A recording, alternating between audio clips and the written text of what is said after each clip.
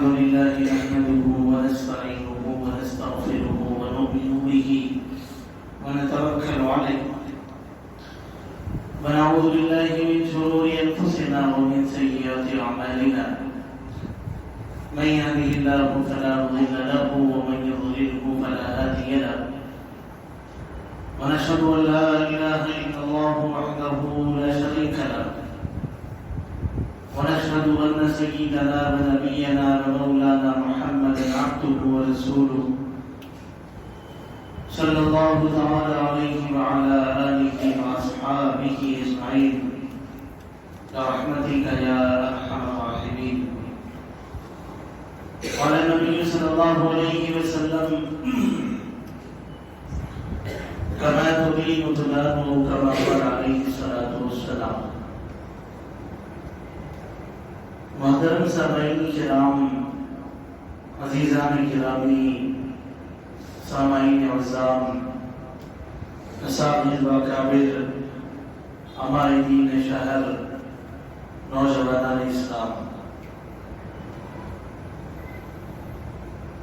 اللہ تبارک و تعالیٰ نے سب سے پہلے انسان کو پیدا کیا. انسان کی پیدائش سے پہلے دنیا کو بنایا. دنیا کو بنانے کے بعد اس کے اصول ضابطے بنا دیے. اب یہ دنیا اپنے اصولوں پر چل رہی ہے، اپنے ضابطوں کے مطابق چل رہی ہے. ہمیں ان ضابطوں کو سمجھنے کی ضرورت ہے. اگر ہم نے ان اصول، ضابطوں کو، نظام کو دنیا کے سمجھ لیا، دنیا اور آخرت ہماری دونوں کامیاب ہے. آپ نے کئی بیانوں کے اندر یہ بات تو سنی ہوگی، انسان دنیا میں امتحان کے لیے آیا ہے. انسان دنیا کے اندر اس لیے بھیجا گیا ہے کہ دنیا کی مختصر محدود زندگی کو صحیح طریقے سے استعمال کر کے آخرت کی لامحدود زندگی کو کامیاب بنائے. اب کوئی بھی کام آدمی سلیقے سے اسی وقت کر سکتا ہے جب اس کے اصول ضابطوں سے واقف ہو. آخرت کی زندگی دنیا کی زندگی پہ ڈیپینڈ ہے، دنیا کی زندگی اس کے اصولوں کے اوپر ڈیپینڈ ہے. ہمیں یہ کہا جاتا ہے قرآن پڑھیے، حدیث پڑھیے، تاریخ پڑھیے، اسلامی احکامات پڑھیے، تاکہ سیدھے راستے پر چلنا ہمیں نصیب ہو. کسی آدمی کو یہ اگر مشکل لگتا ہو قرآن، حدیث، اسلام، ایمان، تو اس کو آسان انداز میں یہ کہا جا سکتا ہے کہ بھائی آپ قرآن و حدیث چھوڑیے، دنیا کیسے چل رہی ہے اس کے اصول کو سمجھ لیجیے، بس کافی آپ کے. دنیا کے کئی اصول اللہ نے بنائے، ان میں ایک اصول ہے جیسا کرو گے ویسا بھرو گے. یہ ایک سب سے اہم اصول ہے، بنیادی اصول ہے دنیا کا.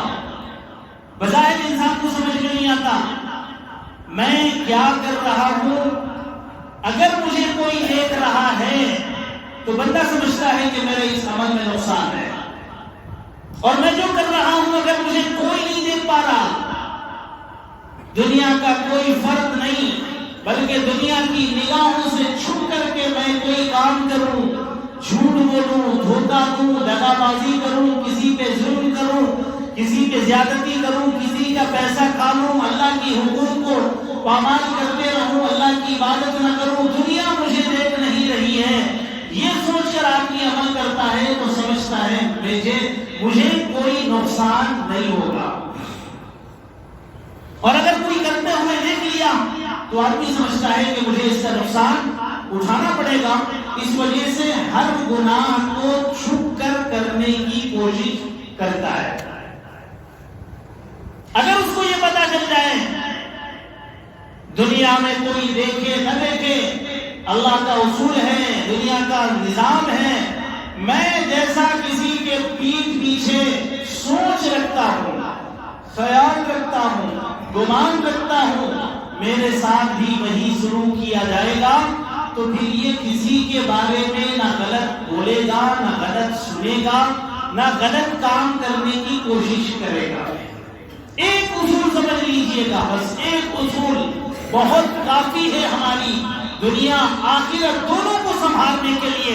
اگر یہ بات کما حق کو سمجھ میں آ گئی، ہم نے اس کو پوری طریقے سے سمجھ لیا، دل میں بٹھا لیا، یقین کر لیا. اگر اس اصول کے اوپر یقین نہ آئے، ارے ہو بھی سکتا ہے کیا ایسا، میں کیسا کر رہا ہوں کسی کو پتا نہیں ہے، میرے ساتھ ویسے کیسے کیا جائے گا. تو آپ دل کو تسلی دینے کے لیے آقا علیہ السلام کا فرمان کما تدین تدان ذہن میں رکھیے اور اس کو یہ یقین دلائیے. دنیا کا کوئی کام اس کے اندر رد و بدل ہو سکتا ہے، مگر آقا علیہ السلام کی بتائی ہوئی بات کبھی اس میں شک اور شبہ کی گنجائش نہیں ہو سکتی.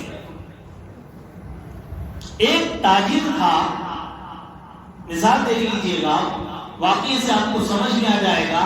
کچھ کرنے کی ضرورت نہیں ہے، ہم نے کسی کا برا چاہا، اللہ نے نظام ایسا بنایا آٹومیٹک ہمارے خلاف برائی کے منصوبے بنائے جاتے ہیں، بن جاتے ہیں خود بخود. اس میں کوئی محنت کرنے کی ضرورت نہیں ہے، اس میں کوئی آپ کو دشمن بنانے کی ضرورت نہیں ہے جو آپ کا برا سوچے. ہم نے کسی کے ساتھ برا کیا، اللہ کا نظام ہے، ہمارے ساتھ برائی کرنے والے خود بخود پیدا ہو جاتے ہیں. بس اوقات آدمی سمجھتا ہے بھائی میرے خلاف کون آ سکتا ہے، ذہن میں کچھ لوگ ہوتے ہیں اس کے یہ اس کے اندر قابلیت نہیں ہے، اور یہ تو اس کام کا ہی نہیں ہے، اور یہ اس کو تو کوئی ہمت ہی نہیں ہے میرے خلاف کی آواز اٹھائے گا.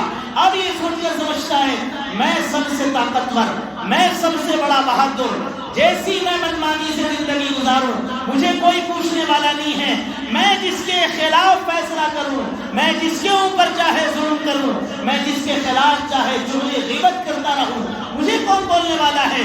مگر اللہ کا نظام ہے، اللہ ایسے پیدا کر دیتے ہیں، کوئی کمزور ہوتا ہے اللہ اسے طاقتور بناتے اس لیے ہے کہ وہ آپ کے خلاف بولے گا. دنیا کا نظام ہے.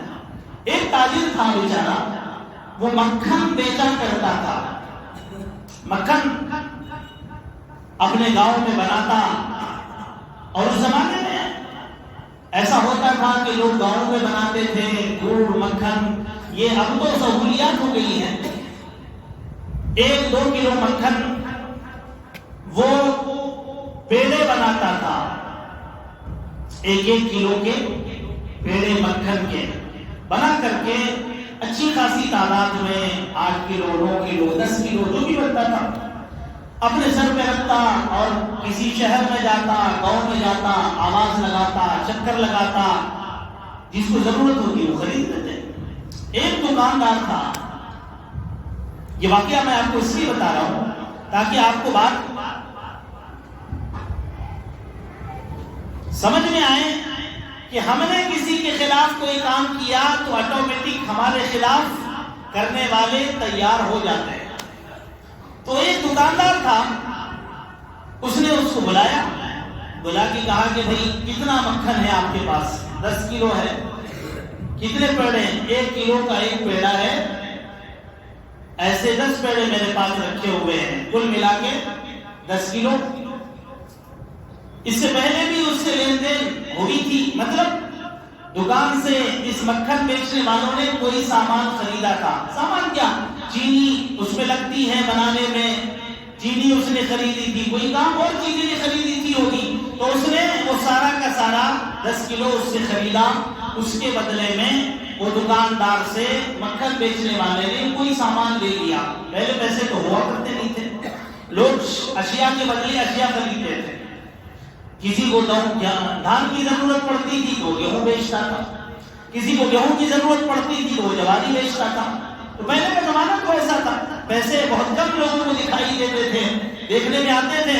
تو اس نے مکھن کے بدلے میں کچھ چیزیں گاؤں چلا گیا۔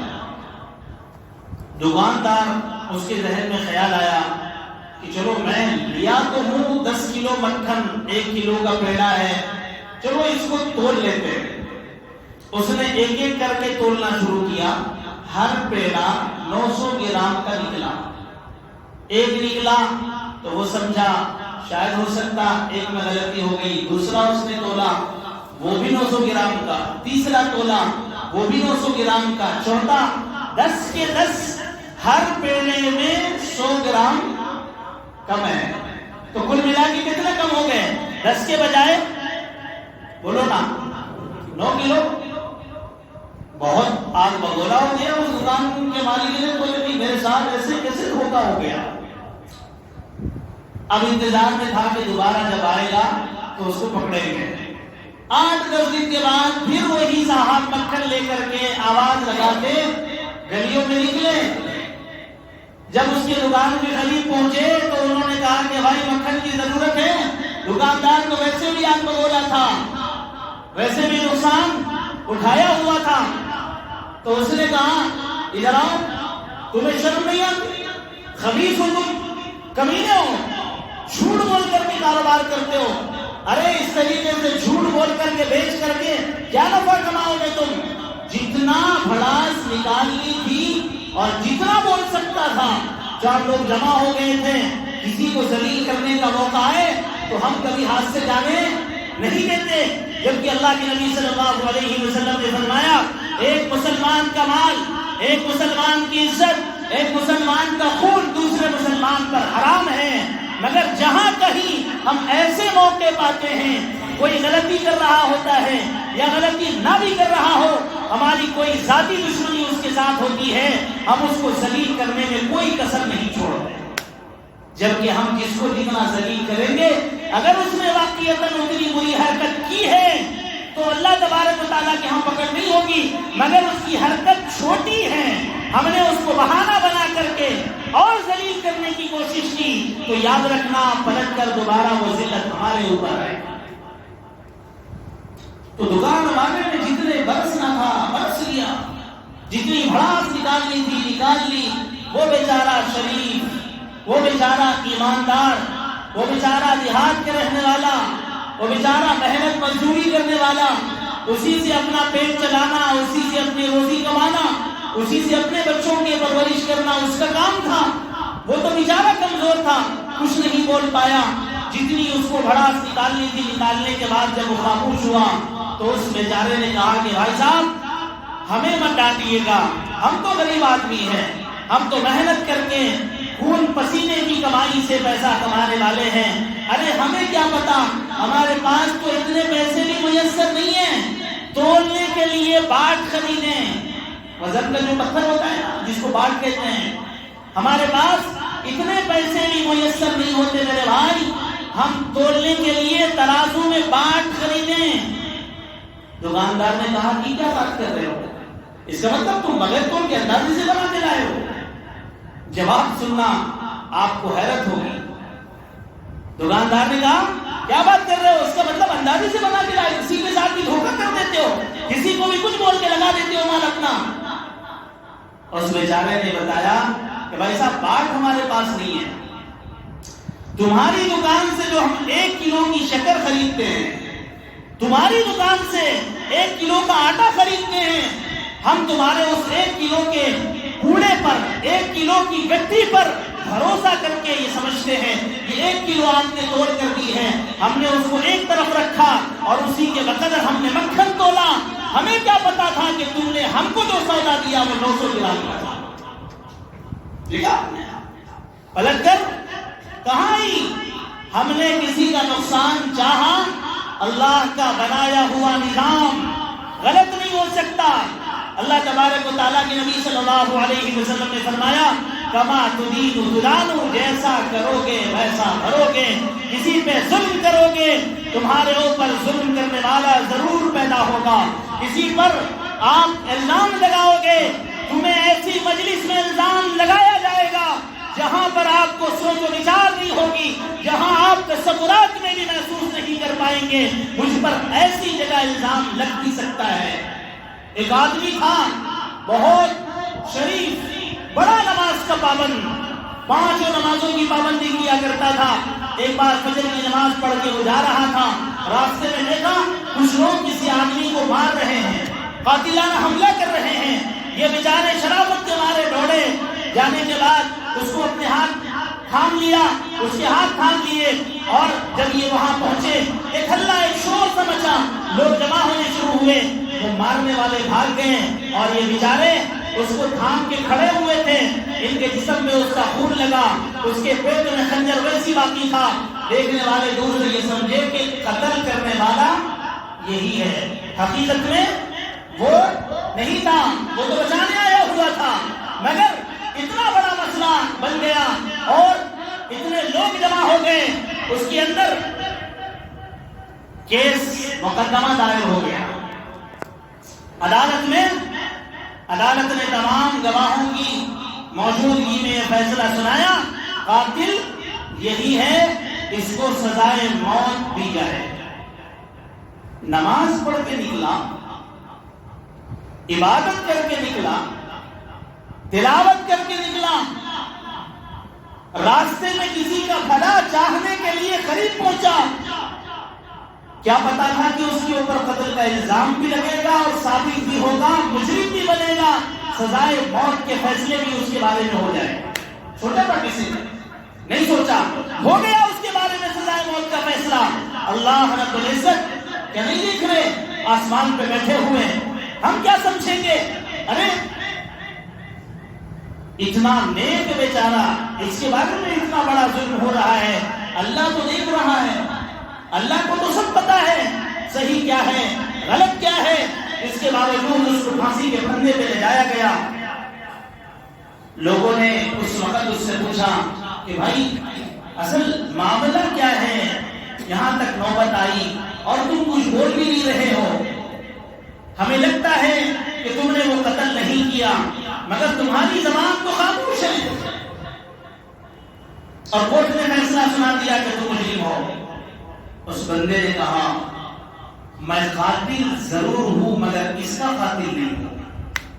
میں قاتل ضرور ہوں مگر اس کا قاتل میں نہیں ہوں. انہوں نے پوچھا پھر کہ تم نے کس کا قتل کیا؟ کہا ایک لڑکی تھی، مجھے اس سے محبت ہو گئی، میں اس سے شادی کرنا چاہتا تھا، مگر ہوا ایسا میرے گھر والے، اس کے گھر والے نہیں مانے، اس کی شادی کہیں اور ہو گئی. کئی سالوں کے بعد میں سفر پہ جا رہا تھا، کشتی میں میری ملاقات ہوئی اس لڑکی سے، اور جس وقت میری اس سے ملاقات ہوئی شادی ہو کے 2-4 سال کا عرصہ ہو گیا تھا، اس کے ساتھ میں ایک چھوٹا بچہ بھی تھا. میں نے سوچا، میں نے اس سے شادی کرنے کا ارادہ کیا، نکاح کرنے کا ارادہ کیا، مگر میں اپنے ارادے میں کامیاب نہیں ہو سکا. چلو آج دریا ہے، کشتی ہے، وہ اکیلی ہے، میں اکیلا ہوں، تنہائی یہاں پر ہے، آج اس کے ساتھ ہوس پوری کر لیں، خواہش پوری کر لیں، اس کی عصمت کو تار تار کر لیں، اپنے خوابوں کو مکمل کر لیں. میں نے اس ارادے سے اس لڑکی کی طرف آگے بڑھا. وہ لڑکی بڑی شریف تھی، اس نے کہا میں اب تمہارے ساتھ ایسا کام نہیں کر سکتی، اس لیے کہ میں کسی اور کی امانت ہوں. بہت اس نے انکار کیا تو اس نے اس کے چھوٹے بچے کو ہاتھ میں لیا، دریا میں ڈباتا ہوا اس کو وارننگ دیتا رہا، اگر تو میرے ساتھ یہ کام نہیں کرے گی میں تیرے اس بچے کو مار دوں گا. مگر قربان جائیے گا اس عورت کی شرافت پر، اس عورت کی جو ہے تربیت پر. اس نے کہا میرا بچہ مرتا ہے تو مرنے دو، میں کوئی غلط قدم اٹھانے کو تیار نہیں. میری آنکھوں کے سامنے اس بچے کو مار دیا. اس کے بعد یہیں پر وہ نہیں رکا، ایک کا قتل کیا، اس کے بعد وہ عورت بچی، وہ لڑکی بچی، اس کو بھی اس نے دریا میں دھکیل دیا اور خوش ہو رہا تھا اپنے آپ میں. یہاں کوئی نہیں دیکھ رہا ہے، دنیا سے بالکل دور، پوری دنیا کی آنکھوں پہ پردہ پڑا ہے. جہاں میں ظلم کر رہا ہوں، جہاں میں جرم کر رہا ہوں، جہاں میں گناہ کر رہا ہوں، وہاں کوئی نہیں دیکھ رہا ہے. مجھے اس کا بدلہ، اس کا صلہ، اس کی سزا بالکل بھی نہیں ملے گی. اس کے بعد کچھ سالوں کے بعد اس کو سیدھا راستہ ملا، ہدایت پر آیا، نمازوں کا پابند بنا، مگر جو جرم کیا تھا، جو ظلم کیا تھا، کما تدین تدان کے تحت جیسا کرو گے ویسا بھرو گے، اس قانون کے تحت اس کو سزائے موت ملنی تھی، مگر اللہ تبارک و تعالیٰ جہاں جس گلی میں، جس موڑ پر، جس راستے پر پکڑنے کا ارادہ فرماتے ہیں، وہاں عزتوں کی محفلوں میں سے اٹھا کر کے ذلیل بنا دیتے ہیں، اور جہاں اس کو پکڑنے کا ارادہ فرماتے ہیں وہاں مضبوط قلعوں سے نکال کر کے اس کے اوپر شکنجہ کس دیتے ہیں۔ اب آیا تھا وقت اس جرم کی سزا ملنے کا، اس نے یہ تمام واقعہ سنایا اور یہ اقرار بھی کر لیا اللہ کا یہ قانون صحیح ہے، جیسا کرو گے ویسا بھرو گے، کسی کا قتل کرو گے تم بھی قتل کر دیے جاؤ گے، ظلم کرو گے تم بھی ظلم کی چکی میں پسو گے، الزام لگاؤ گے الزام تم پر بھی لگائے جائیں گے، کسی کا مال ہڑپ کر لو گے، تمہارا مال ایسے طریقے سے یا تو آفات سماویہ میں، یا تو کسی عذاب میں، یا تو کسی وبا کے اندر ایسے تباہ و برباد ہوں گے تمہارے کاروبار، تم سوچ تک نہیں رکھو گے، تمہارے ذہن و خیال میں وہ گمان نہیں ہوگا، مگر اللہ وہ فیصلہ کر کے رہتے ہیں۔ اس لیے اگر ہم نے یہ قانون سمجھ لیا، اگر ہم نے اس کے اوپر یقین کر لیا، میں آج اگر کسی کا برا چاہوں، میرا برا چاہنے والی پوری دنیا پڑی ہوئی ہے، مکافات عمل اس کی چکی چلتی آہستہ ہے مگر پستی بہت باریک ہے،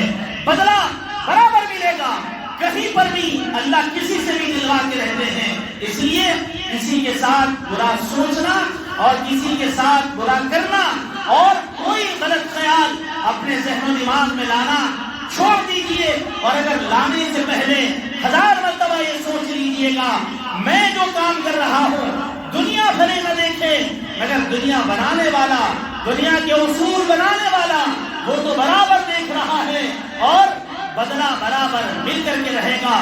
اللہ کی عدالت، اللہ کا بنایا ہوا نظام، اللہ کا بنایا ہوا نظام، اللہ کی بنائی ہوئی ترازو اتنی عدل و انصاف کے ساتھ تلتی ہے، اور وہاں ایسا فیصلہ ہوتا ہے حشر کے میدان میں جانور بھی لائے جائیں گے، سینگ والے جانور بغیر سینگ والے جانور کو اگر مارے ہوں گے، اللہ وہاں بغیر سینگ والے جانور کو سینگ لگا کر کے بدلہ دلوائیں گے، اس کے بعد تمام جانوروں کو مٹی بنا دیا جائے گا۔